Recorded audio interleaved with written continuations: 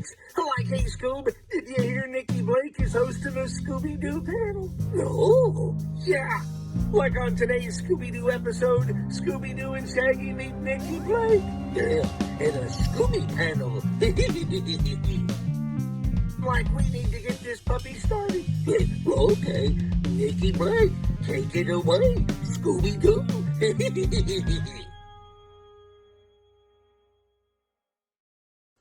Welcome to the Scooby Panel. I'm your host, Nikki Blake from ScoobyAddicts.com, and today we are talking about the food from the Yabba-Doo episodes. Before we begin, I'll have everyone introduce themselves, and Wendy will start with you. Hi guys, I'm Wendy BRYDGE. I'm a commissioned artist. I've been collecting Scooby for over 30 years, and we are not going to talk about Yabba-Doo without Scrappy riding shotgun. And I mean, I am a Y2K teenager, so this was the only hat that I had. It is what it is. But yeah, in the spirit of poor Yabba, who did not get enough airtime, I'm excited. Well, you look great. I like that you're dressed the part, and we'll let Scrappy stay because he was in the episode. So, Joel? Howdy, folks. I'm Joel from the YouTube channel Plant Scooby. Awesome. We are talking about the food from the Yabba-Doo episodes, and I chose just those episodes because I figured that it would make more sense to just do those. Mm-hmm. There wasn't much food, and I only had 5 pages of notes, which is kind of odd considering the last food panel there were 28 pages of notes. So yeah, this should be a pretty quick panel. Yep. So we're going to talk about the foods in the episodes in general. Wendy, what are your thoughts on that? Yeah, there really wasn't much to speak of. But, you know, the more I thought about it, the more I realized that it kind of makes sense because food is kind of Scooby and Shaggy's thing. And it's really, I don't think it was necessary in any of the other series that are not centered on them. And so I don't know if you could say that the Yabba and Scrappy episodes have like more action in them, but trying to imagine them having more food, I can't. I would be like, what's the point, really? I did kind of enjoy, because I think that this might be the first time that we get this in a Scooby series. Correct me if I'm wrong, but the Wagon Wheel Cafe is like a recurring landmark in this series. So I don't know that they ever actually go in there that much, but it's there in the background. And that was kind of a fun detail to like ground them in where they are, which obviously this series above all else, that totally makes sense because Dusty is the deputy. So they kind of need to be there in the same town. But it's not until later iterations of Scooby-Doo where, you know, there's Coolsville or it's Crystal Cove that there is like their central hub. We don't really get that in early Scooby. So I think it made sense to have the cafe be like the one constant. It is a food reference, you know, which could be like a good nod to the rest of the Scooby series. But yeah, there's really, other than Yabba-Doo's snack, there's not much food going on. No, there's not a whole lot of food. Did they actually ever go into the Wagon Wheel Cafe? I don't recall if they did. I don't think they actually went into it at all. They went into the saloon, but not the Wagon Wheel Cafe. Mm-hmm. Joel, what are your thoughts on the food in the episodes?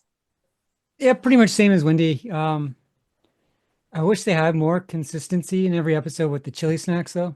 Mm. But that's kind of probably hindsight, and you know, it's probably not the same writers, and they're probably rushing through these because they had to produce a lot of Scooby episodes during this time, and the episodes are short too, 7 minutes, so it doesn't really leave much room for gags and food. But I would have liked that.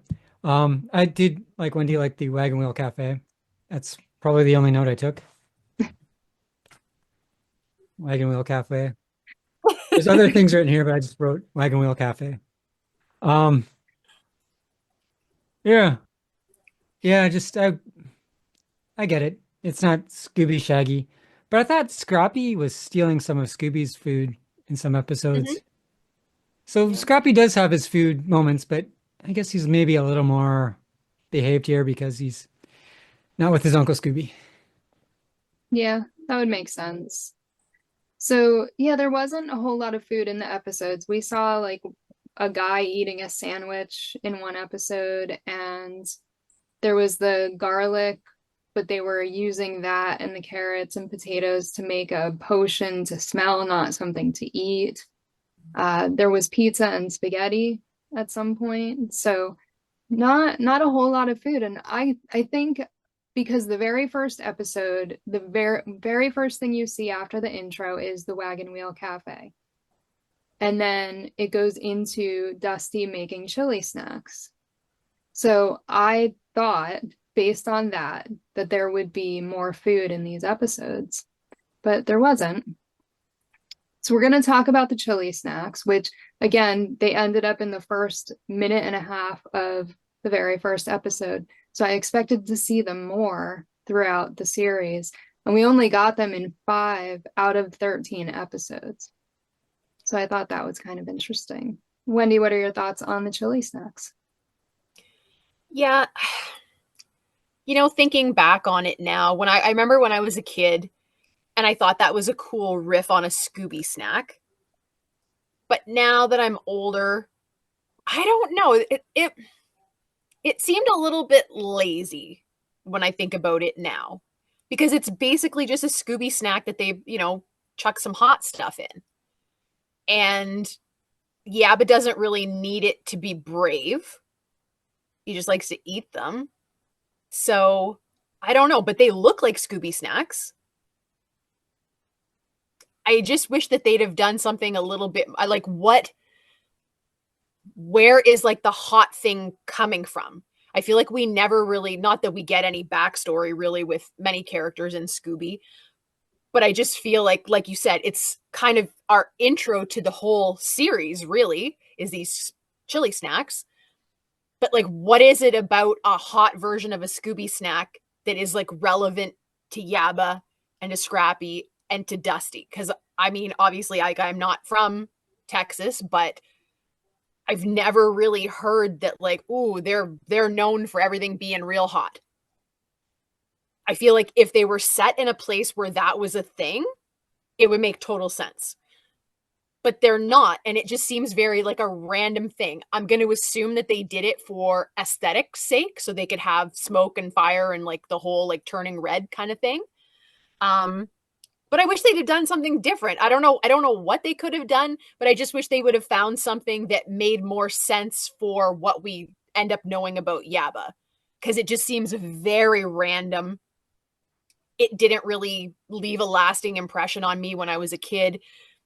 I do think that there's probably, because it's been a long time since I have seen those. And to be honest, if you had asked me, okay, how many episodes do you think that they were in? I probably would have assumed more.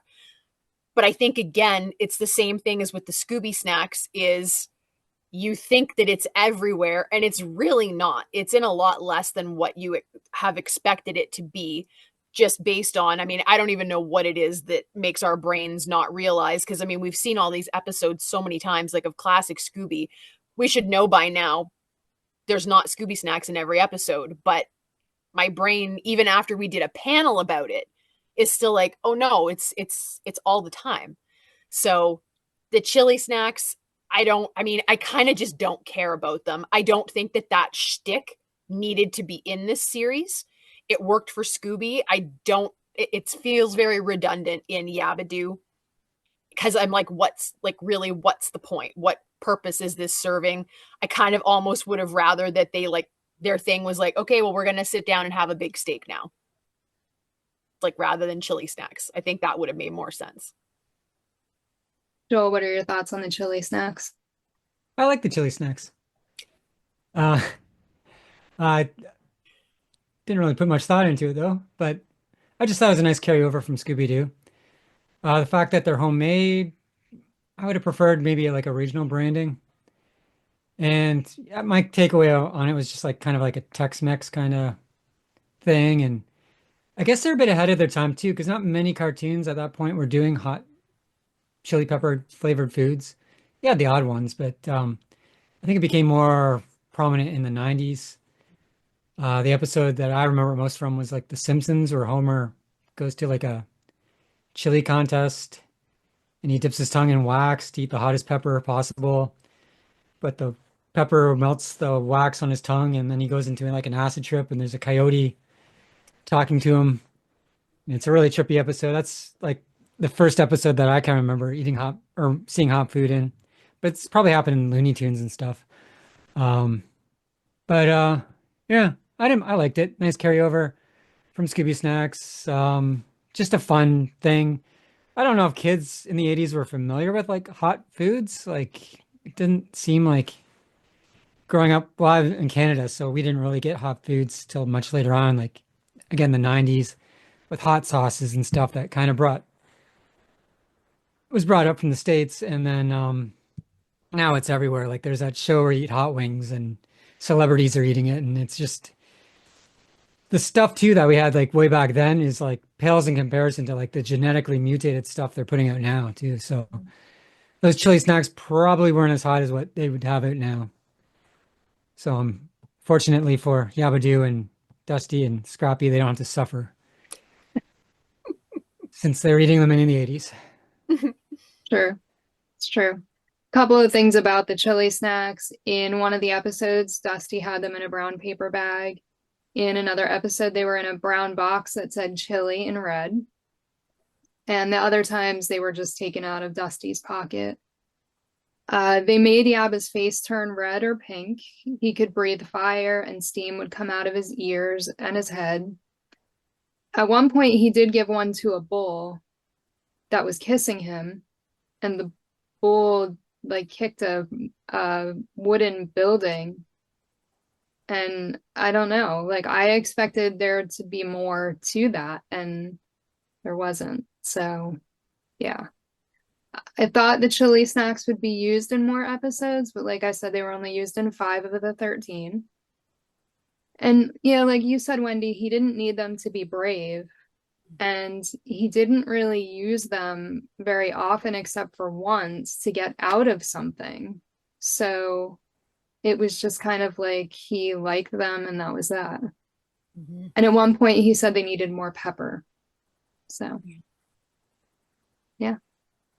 Yeah, Joel makes an interesting point about how I hadn't really thought about the fact that that wasn't really a very mainstream thing, especially in cartoons at the time, like something spicy.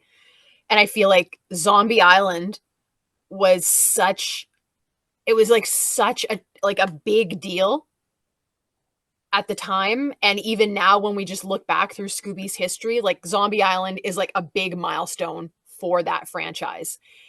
And they make such a big deal out of those Moonscar Island peppers being so hot, and like the two of them being so obsessed that even before they get to the island, you know, they're slathering these hot peppers all over their sandwiches and stuff. And yet, is that the first time? I mean, apart from Yabba, because Scooby's not in that, is Zombie Island the first time that we see Scooby and Shaggy into things that are spicy and hot? I would have never thought that, but I think that's the first time. It's possible, yeah. Yeah.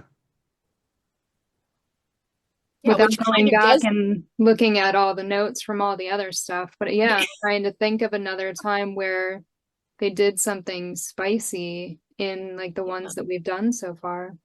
I can't think of anything. And so, like Joel said, in a way, that does make the chili snacks also kind of a big deal in Scooby, because it's like, wow, yeah, where did that come from? It was such a random thing. And because I cannot think of a single instance. I hope if someone is watching and they know of one, let us know, because I'm super curious about that now, because it just became, it was such a huge part of Zombie Island that to think that that was like the first introduction of it is crazy to me, because I never would have, without really thinking about it, I would have never realized that.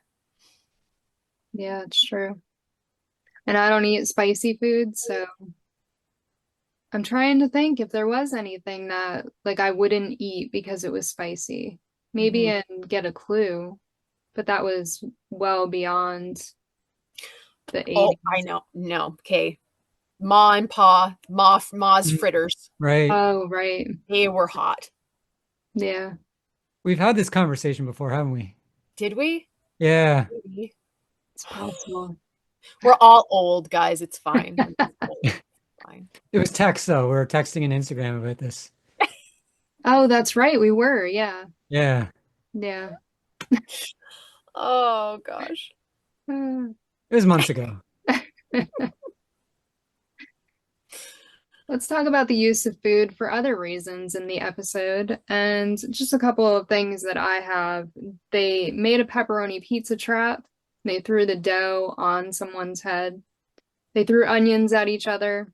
And they used the chili snacks to cut the gutter when they got wrapped up in the gutter.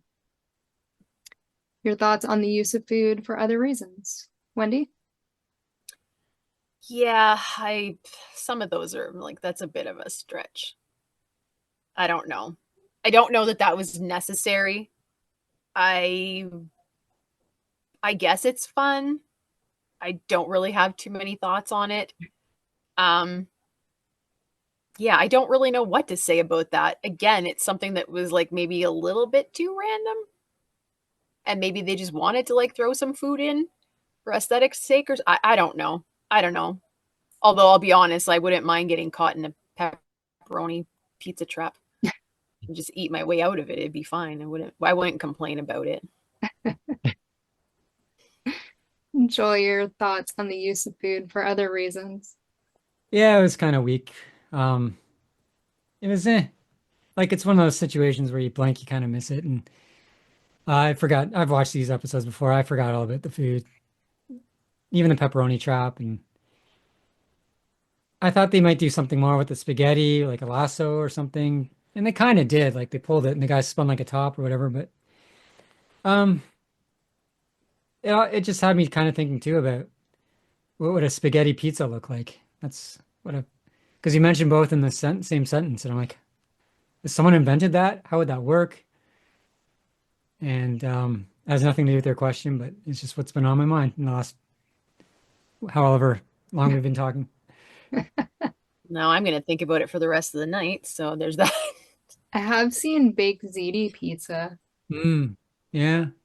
but just like a normal spaghetti noodle pizza.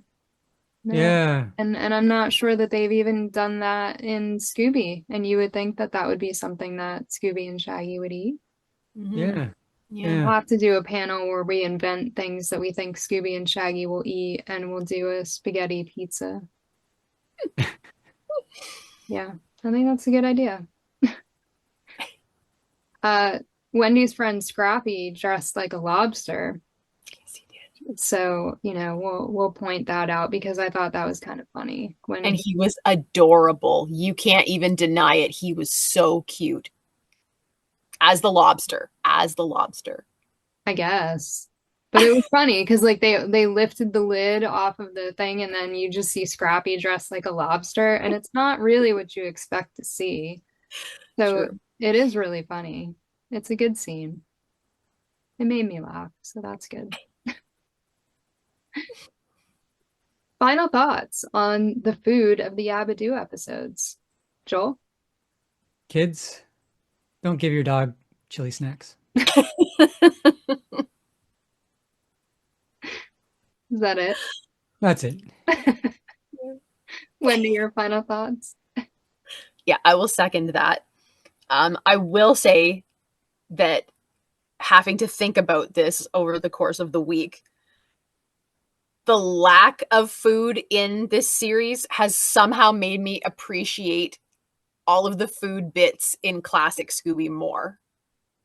Because it's such a big part of Where Are You and the Scooby-Doo show that we, I think, don't think about it anymore. It's just kind of just take it for granted. But now thinking of how creative they were when you would get, like we've talked before, you see like the painted background with a table and it's covered in food, and like just how appealing that is to see in the show. And then Shaggy making some kind of crazy sandwich, or Daphne pulling out a disgusting Shaggy snack pizza, whatever the heck that was. I appreciate it more. And I kind of am glad that that is a Scooby thing. It's not even a Scrappy thing, even though Scrappy can take part in it when he's with Scooby, but it is strictly a Scooby and Shaggy thing. And I think that it can stay that way, and it's totally fine. The Yabba episodes, I don't really think that they would have benefited from more of a food shtick to them. I really don't think it would have helped or hindered it or anything. So like all classic Scooby, it was what it was, and it was what it needed to be, and it still works, and I still love it. I thought these episodes were really weird just in general. So I'm not sure that adding food to it would have helped it. I mean, they did just really weird things. Like he lassoed a car and the car just stopped.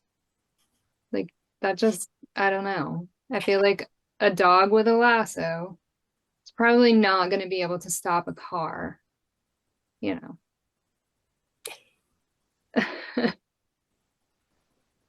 Yeah, they didn't even really have food in the background on the tables. It was like a salt and pepper shaker and a pitcher. The only time you really saw food besides the sandwich and the pizza, the spaghetti, was when they were making the garlic potion and they were throwing things out of the refrigerator.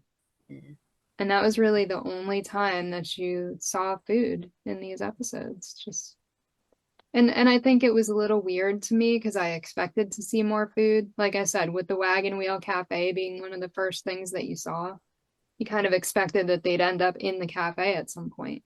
Yeah. But I don't think they were in the cafe ever. And if you want to talk about Scrappy being cute, when he dressed up like the cactus, I mean, I'm sorry, but that was way cuter than the lobster. It was cute too. It was. All right, now that we're being nice to Scrappy, we're going to wrap things up. Before we do, let everyone know where they can find you on social media. And Wendy, we'll start with you. You can find Scrappy and me on Instagram at WendyBRYDGE, on Twitter X, Wendy Loves Jesus, and my blog is wendylovesjesus.wordpress.com. And there's lots of Scrappy everywhere. Joel. You can find me on YouTube. Just type in Planet Scooby. And you can find all my links on ScoobyAddicts.com. Let us know your thoughts on the food of the Yabba-Doo episodes. And thank you for joining us for another Scooby panel. Someone's got to say it, yippity yabbity doo. And now we're never saying that ever again. I'm glad it was you. Thank you for tuning in to another Scooby panel. I'm Nikki Blake from ScoobyAddicts.com. If you like these panels, please subscribe to my channel for more great discussions. A huge shout out to our patrons, Julie Rosen, Ross from ScoobyFan.net, Tagus, Garrett Spencer, Paul the Scooby Dude, and Jesse. If you would like to support the Scooby panel, please go to patreon.com/ScoobyAddicts. A very special thank you to artist, blogger, and Scooby collector Wendy Bridge, and Joel from Planet Scooby. Scooby Panel is available in podcast form on most podcast platforms or as a web series on YouTube. You can find Scooby Panel on Instagram, Facebook, and X as @ScoobyPanel. We are part of the Collector's Maze Network, where you can find all things geek. Scooby and Shaggy were voiced by Scott Innes. Check out Scott's website, onescottshop.com.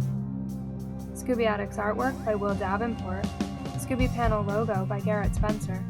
Video editing by Nikki Blake. Music composed and performed by Bovine Nightmares. Please join us next time for another Scooby panel.